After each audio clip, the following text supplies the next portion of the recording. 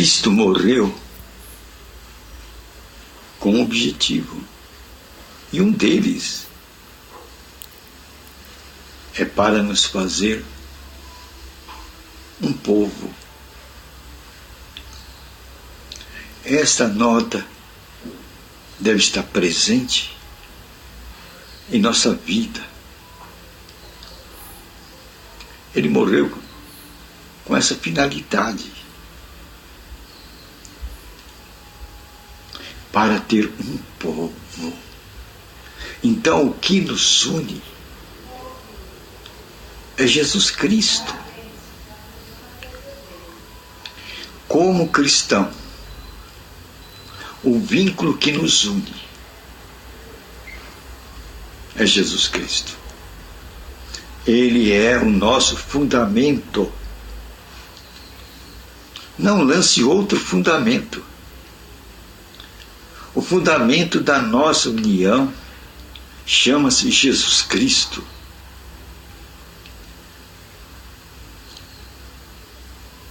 Por isso que Paulo, ele coloca o tipo de mentalidade que a gente deve ter. Uma mentalidade fundamental.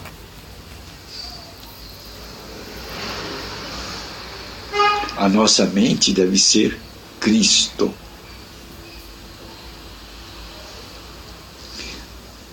Aí está o ponto onde nós devemos nos reunir. A marca é Cristo. Paulo chegou a um ponto dentro desta visão de dizer: eu não mais vivo, mas Cristo vive em mim. Veja, Cristo vivo em Paulo virou a marca de Paulo. Esta, sem dúvida alguma, deve ser a marca de todo cristão. Eu não vivo, mas Cristo vive em mim. Sem dúvida alguma, essa marca foi a marca que norteou a vida dos cristãos da época de Paulo e de João.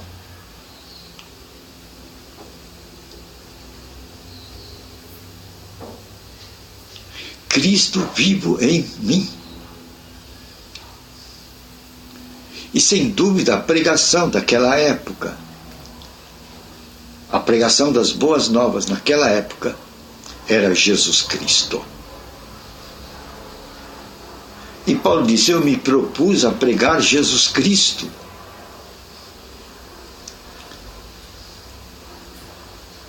Eu me propus a pregar Jesus Cristo. Esta foi as palavras de Paulo. De tal maneira que quando ele ficou velho, ele notou uma dissonância já em sua época, que havia lugares em que não estava se pregando Jesus Cristo.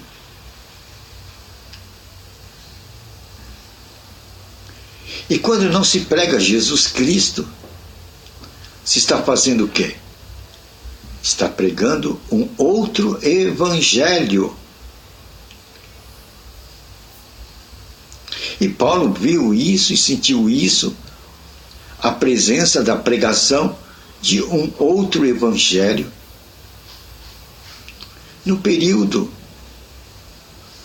de seus dias. Ele notificou: estão pregando um outro evangelho.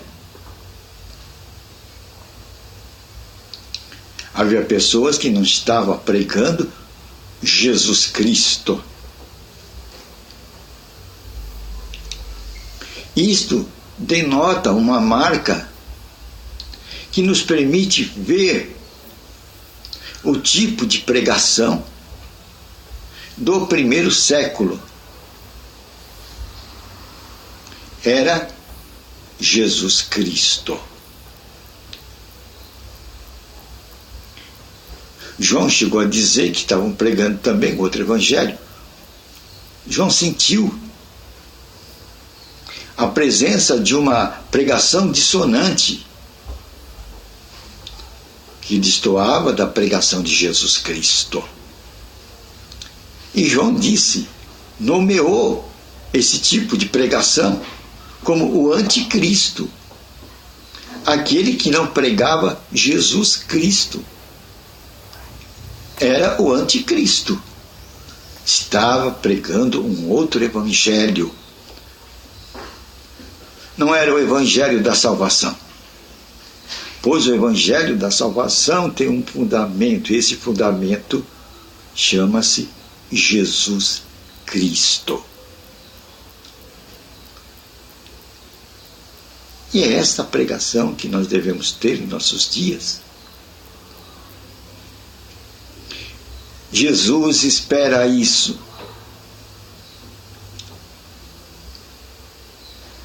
O mundo precisa conhecer essa voz unificadora que chama-se Jesus Cristo. Ele é em si a boa nova. Isso quer dizer que Jesus Cristo é a nossa união com Deus aqui na terra.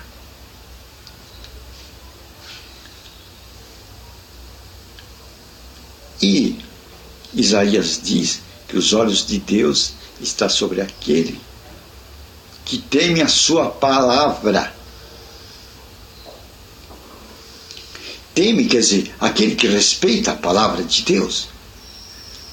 Aquele que põe presente em sua vida a palavra de Deus. Então, aquela pessoa que põe em sua vida bem presente a palavra de Deus, diz Isaías, que os olhos de Deus a vê. Deus mira aqueles que temem diante da sua palavra. Aqueles que respeitam a palavra de Deus. Aqueles que têm presente a palavra de Deus. Pois nós sabemos que Deus e sua palavra são um. É aí que vamos encontrar a nossa unidade com Deus. Quando nós colocarmos a palavra dele em evidência em nossa vida. Aí seremos um com Deus.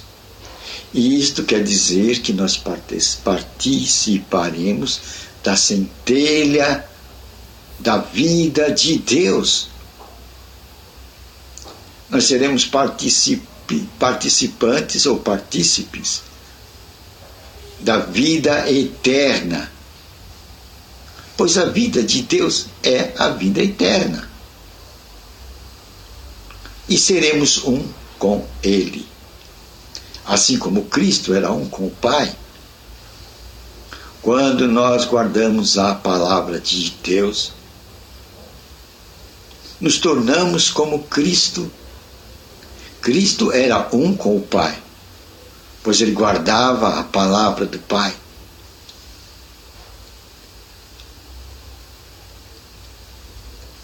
Essa era uma das grandes missões de Cristo.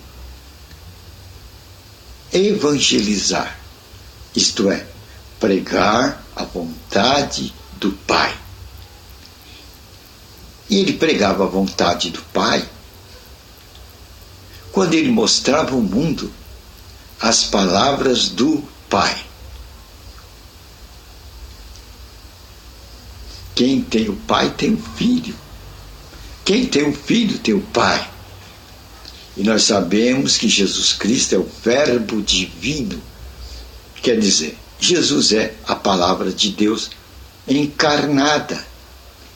É a palavra de Deus que se fez carne e habitou entre nós. Por isso que Jesus vai dizer: eu sou o caminho. Vocês somente poderão ir ao Pai através de mim.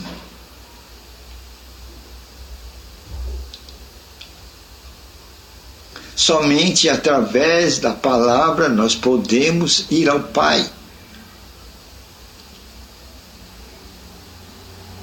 A palavra é o caminho, é a estrada que devemos percorrer para chegar ao Pai. Quem tem a palavra tem o Pai. E Jesus é a palavra. Quem tem a mim tem o Pai. E se vocês guardarem estas minhas palavras, eu e meu Pai viremos fazer morada em você. Tem muita gente que procura por um esforço pessoal, na sua própria carne, buscar a presença de Deus dentro dela. Mas é uma graça. Nós não temos que nos esforçar pela nossa própria força para termos Deus presente dentro de nós. Isto é, para termos a presença de Deus. É graça. Deus, através da sua palavra, Ele graciosamente se dá a nós. E quando guardamos a palavra, nós estamos guardando o próprio Deus dentro de nós. É essa mensagem poderosa que Jesus Cristo mostrou para os seus discípulos e ordenou aos discípulos para que anunciassem esta boa nova para todo mundo. Pois o objetivo desse anúncio é que a diversidade se torne um, que em Cristo, a palavra de Deus, nós sejamos unificados num povo, um povo com destino, um povo para Deus. Esse foi o grande propósito de Jesus Cristo, dar a sua vida. Morreu para que pela morte dele